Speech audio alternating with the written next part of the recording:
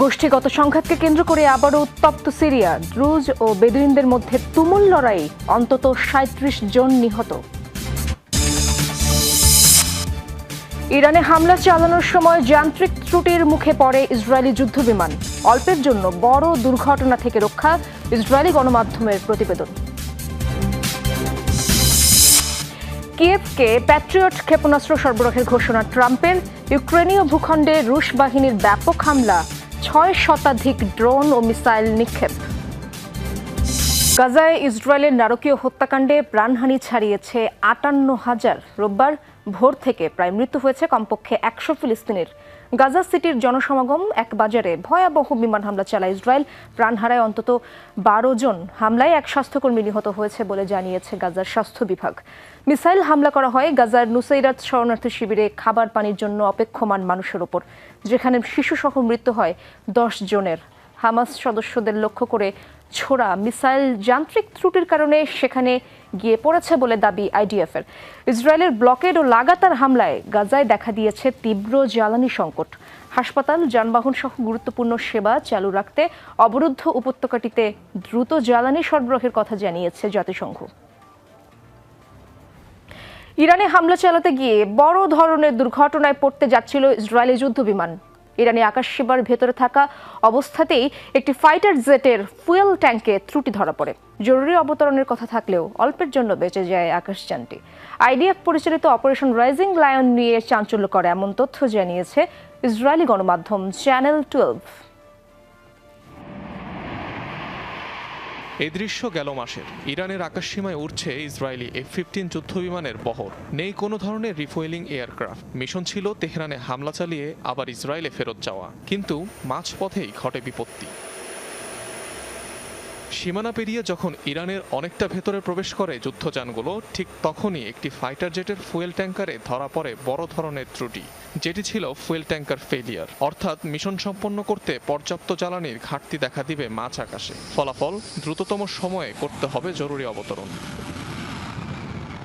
ততক্ষণে বেশ দেরি হয়ে গেছে। ইরানের ভেতর ল্যান্ডিং এড়াতে পার্শ্ববর্তী কোনো দেশে জরুরি অবতরণের কথা চিন্তা করতে থাকেন পাইলট। এদিকে যুদ্ধবিমানটির রিফুয়েলিংয়ের জন্য নতুন আকাশযান পাঠায় আইডিএফ, যার বেশ কিছুক্ষণ পর মাঝ আকাশে F-15 মডেলের ফাইটার জেটটিকে জরুরিভাবে রিফুয়েলিং করতে সক্ষম হয় আইডিএফ। সম্পূর্ণ এই ঘটনার চিত্র উঠে এসেছে ইসরায়েলি সংবাদ মাধ্যমগুলোতে। তবে দুর্ঘটনা এড়াতে কোন দেশে জরুরি অবতরণের কথা ছিল বিমানটির, তা নিয়ে কিছুই জানানো হয়নি। ইরানে হামলার বেশিরভাগ সময় বোয়িং নির্মিত F-15 মডেলের ফাইটার জেট ব্যবহার করে ইসরায়েল, যেটি কোনো ধরনের রিফুয়েলিং ছাড়াই একটানা পাড়ি দিতে পারে ৪,৪৫০ কিলোমিটার পথ। অর্থাৎ ইরানের ভেতর হামলা চালিয়ে আবার ইসরায়েলে ফেরত আসার যথেষ্ট সক্ষমতা রয়েছে যুদ্ধযানটির। অনিক রহমান, যমুনা নিউজ। রাশিয়ার বিরুদ্ধে আরও কার্যকর প্রতিরোধ গড়ে তুলতে এবার ইউক্রেনকে আলোচিত প্যাট্রিয়ট মিসাইল সিস্টেম সরবরাহের ঘোষণা দিল যুক্তরাষ্ট্র। কিয়েভকে অস্ত্র সহায়তার এই ঘোষণা দেন মার্কিন প্রেসিডেন্ট ডোনাল্ড ট্রাম্প। ক্ষোভ জানিয়ে তিনি বলেন, আলোচনায় যুদ্ধ বন্ধের ইতিবাচক কথা বললেও ইউক্রেনে হামলা অব্যাহত রেখেছেন রুশ প্রেসিডেন্ট ভ্লাদিমির পুতিন। এদিকে ইউক্রেনের ভূখণ্ড লক্ষ্য করে ৬ শতাধিক ড্রোন ও মিসাইল ছুড়েছে রাশিয়া। ইউক্রেনীয় ভূখণ্ড লক্ষ্য করে চলছে মুহুর্মুহু হামলা। রুশ বাহিনীর লক্ষ্য পরিণত হয় ইউক্রেনের সামরিক ঘাঁটি, ড্রোন সেন্টার সহ বিভিন্ন সামরিক স্থাপনা।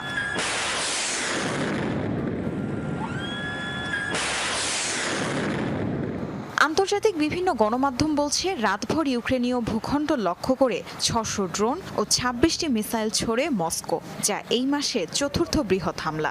সেই সাথে দোনেৎস্কের আরও ২টি অঞ্চল দখলের দাবি করেছে রুশ প্রতিরক্ষা মন্ত্রণালয়। অকার্যকর করা হয়েছে ইউক্রেনের ছোড়া ৯টি এরিয়াল বোম ও ২ শতাধিক ড্রোন।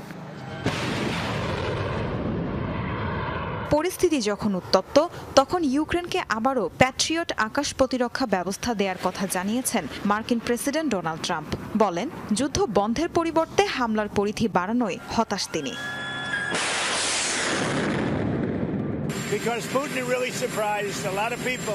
প্রেসিডেন্ট পুতিনের উপর আমি খুবই হতাশ। ভেবেছিলাম সে নিজের দেয়া কথা রাখতে পারে। সে সারা বেলা সুন্দর কথা বলে সন্ধ্যাতেই আবার বোমা ফেলে।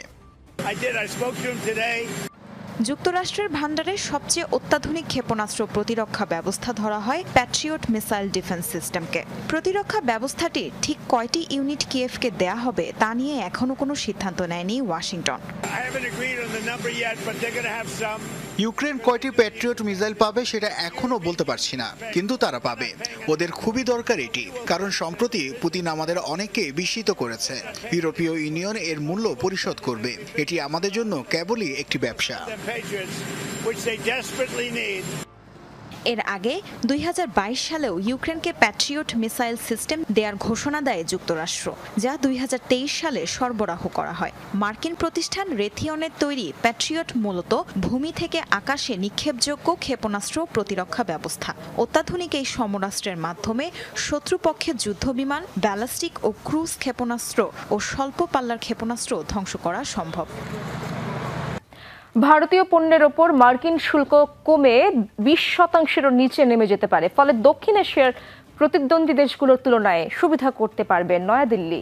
এই লক্ষ্য ওয়াশিংটনের সাথে বাণিজ্য চুক্তি করতে আলোচনা চালিয়ে যাচ্ছে মোদী প্রশাসন। দেশটির সংবাদ মাধ্যম দ্য ইকোনমিক টাইমসের এক প্রতিবেদনে উঠে এসেছে এই তথ্য।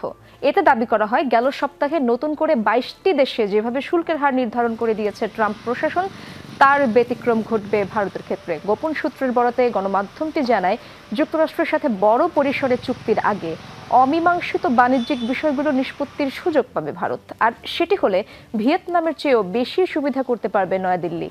2 এপ্রিল দেশটির পণ্যের ওপর 26% শুল্ক আরোপের ঘোষণা দেন মার্কিন প্রেসিডেন্ট ডোনাল্ড ট্রাম্প। লন্ডনে উড্ডয়নের কিছু সময়ের মাঝে দুর্ঘটনার কবলে পড়ে ছোট একটি বিমান। রোববার স্থানীয় সময় বিকেলে লন্ডন সাউথ এন্ড বিমানবন্দর থেকে টেক অফের পর বিধ্বস্ত হয় বিমানটি। ধ্বংস হওয়া বিমানটি মার্কিন বিচক্রাফট কোম্পানির B200 মডেলের ছোট বিমান। সাউথ এন্ড বিমানবন্দর থেকে নেদারল্যান্ডসের লেলিস্ট্যান্ড শহরের উদ্দেশ্যে রওনা দিয়েছিল বিমানটি, তবে টেক অফের পরপরই মাটিতে আছড়ে পড়ে সেটি। আগুন ধরে যায় পুরো বিমানে। জানা যায়, দুর্ঘটনার সময় বিমানে কতজন যাত্রী ছিল এবং কী কারণে বিমানটি বিধ্বস্ত হয়েছে তা জানা যায়নি। পরবর্তী নির্দেশনার আগ পর্যন্ত বন্ধ ঘোষণা করা হয়েছে সাউথ এন্ড বিমানবন্দরের কার্যক্রম। গোষ্ঠীগত সংঘাতকে কেন্দ্র করে আবারও উত্তপ্ত সিরিয়া। দেশটির দক্ষিণাঞ্চলের সুয়েদা শহরে চলছে দ্রুজ ও বেদুইন সম্প্রদায়ের মধ্যে ভয়াবহ লড়াই। লড়াইয়ে গেল দুদিনে প্রাণ গেছে অন্তত 37 জনের, আহত হয়েছেন শতাধিক। এখনও থেমে থেমে চলছে সংঘর্ষ। পরিস্থিতি নিয়ন্ত্রণে দ্রুজ অধ্যুষিত শহরটিতে সেনাবহর পাঠাচ্ছে আহমেদ আল শারা প্রশাসন। প্রতিপক্ষের অবস্থান লক্ষ্য করে ছোড়া হচ্ছে গোলা।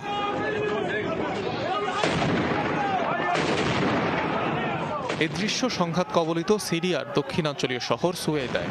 রোববার থেকে শুরু হয় রক্তক্ষয়ী এই সংঘর্ষ। স্থানীয় দ্রুজদের সাথে সংঘাতে জড়ায় বেদুইন সম্প্রদায়ের সশস্ত্র মিলিশিয়া বাহিনী। শহরটির মূল সড়কগুলো এখনও দখল করে রেখেছে ভারী অস্ত্রে সজ্জিত যোদ্ধারা।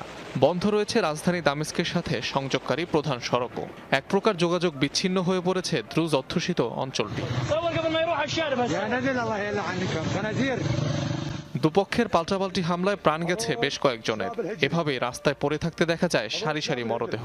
পরিস্থিতি মোকাবেলায় আশপাশের এলাকায় নিরাপত্তা বাহিনীর অতিরিক্ত সদস্য মোতায়েন করা হয়েছে। নাশকতা ঠেকাতে সেনাবহরও পাঠাচ্ছে আহমেদ আল শারা প্রশাসন। সুন্নি মতাদর্শের বেদুইনদের সাথে দ্রুজদের সংঘাতের ইতিহাস দীর্ঘদিনের। তবে সম্প্রতি দুই গোষ্ঠীর বিরুদ্ধে একে অপরের বাসিন্দাদের অপহরণের অভিযোগ ওঠে বলে জানায় মানবাধিকার সংস্থা Syrian observatory for human rights. দক্ষিণাঞ্চলীয় শহরটি সিরিয়ার সবচেয়ে বড় দ্রুজ অধ্যুষিত আবাসস্থল, যেখানে প্রায় 7 লাখ ধর্মীয় সংখ্যালঘু দ্রুজের বসবাস। কয়েক মাস আগেও সিরিয়ার সরকারি বাহিনীর সাথে নজিরবিহীন সংঘর্ষে জড়ায় জনগোষ্ঠীটির সদস্যরা। অনিক রহমান, যমুনা নিউজ।